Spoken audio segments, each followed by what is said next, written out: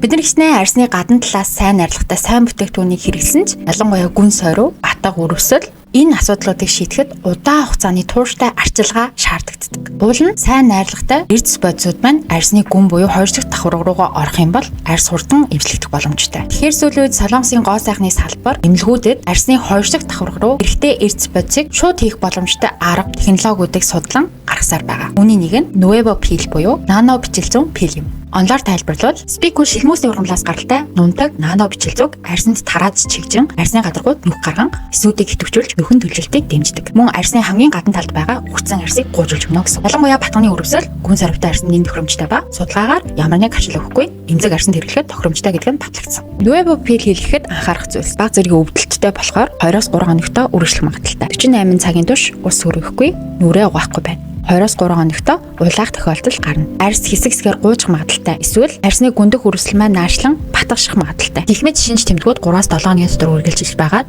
баг багаар идэгрэн арсны асуудал маань шийдэгдэх болно. Дэлгэрэнгүй Skin Code KBT-гээс.